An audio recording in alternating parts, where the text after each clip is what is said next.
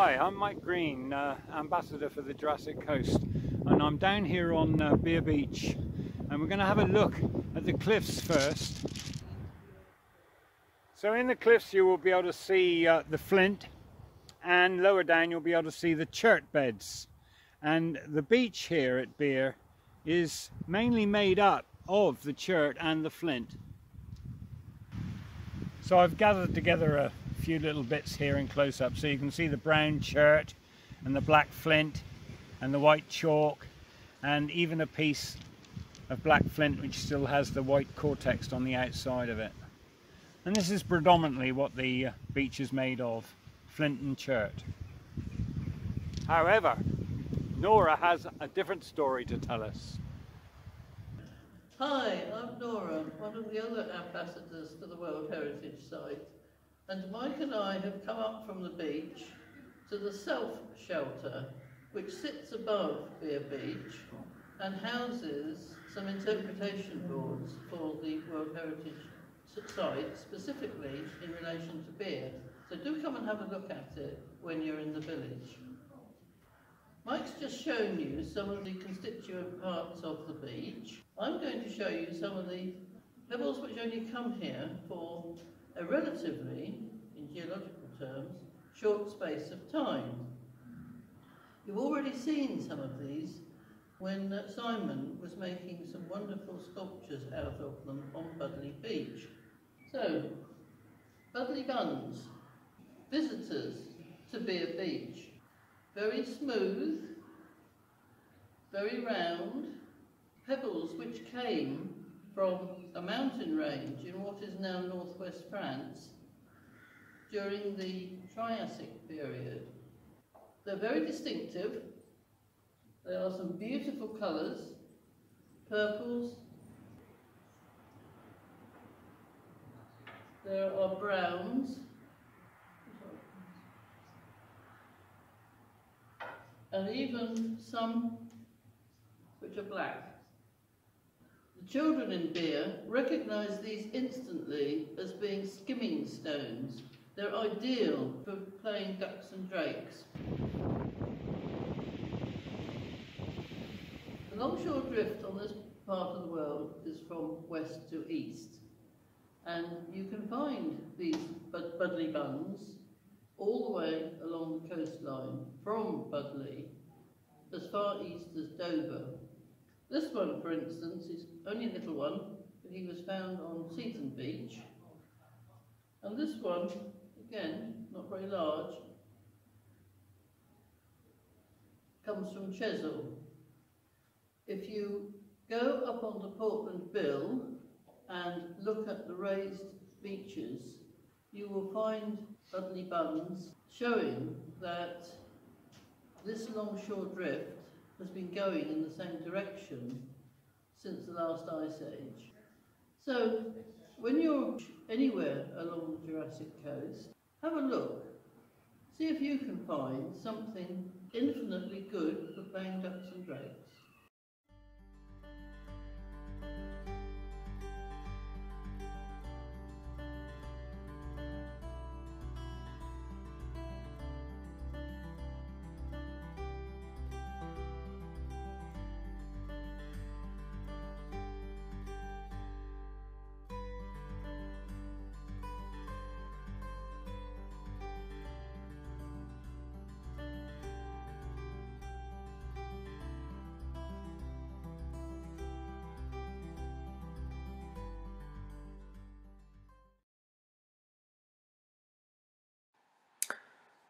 This is about my response to the Hook'un, a part of the coast first glimpsed from behind a barbed wire fence. Totally necessary, of course, but the lack of a fence is part of what makes the under Hook'un path so special. Coming from the fences and hedges of the managed landscape, you approach the gate into under Hook'un. This takes you into a different world, wilder, more chaotic. A tumble of broken rock and tangled vegetation, as though you've entered a forgotten world. For me, the crucial thing is that you feel that you're in it You're not looking at it from behind a fence. You're surrounded by strange rock formations, and within touching distance, the wind-buffeted vegetation. Nearly everyone who first takes the Underhooken path stops to take in the view. The immediate appeal is obvious. The sheer grandeur of the landscape, the sea and the sky is more than enough to give pause. The apparent serenity and timelessness of the place is of course illusory. The famous 1790 landslip that created the undercliff is only a footnote to the immense upheavals of around 50 million years ago that brought the chalk and the flint to the surface. On a historical timescale, 10 acres of land dropping and sliding into the sea is dramatic enough, and as can be seen from these 19th century prints, much has changed in nearly 200 years. Almost within living memory, the Hookern has changed from when this 1906 photograph was taken and people strolled on an open greensward to the present jungle-like chasm. As well as these longer-term changes, the seasons, the time of day and the weather create extraordinary variations in the quality of light.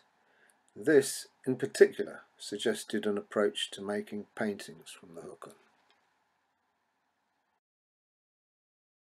The beginning and end of the day tend to drench the landscape in coloured light, especially the rocks, the chalk itself and its intriguingly embedded nodules of flint. So I decided to get up early one March morning and catch the sunrise in the hope of this imparting a special colour cast to the rocks and the vegetation. This is exactly what happened, everything taking on a pronounced purple and pink hue. The only problem was that the rocks in particular were flattened in the pinkish light, so I had to wait for the sun to finally break the horizon to get the stronger light I needed to reveal the complex structures.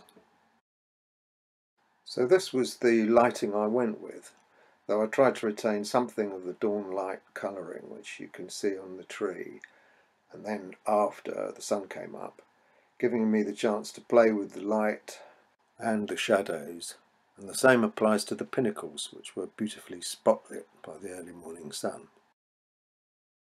I then made detailed drawings, both from these photographs and from life, taking my time to try and understand what was going on, followed by colour studies to reconcile the different light and colour qualities I wanted. In the paintings I tried to retain something of the dawn colouring and use the stronger light to explore the extraordinary structures and textures in both the rocks and in the vegetation. 3 small related paintings rather than one sweeping panorama to allow one to concentrate on each distinctive part.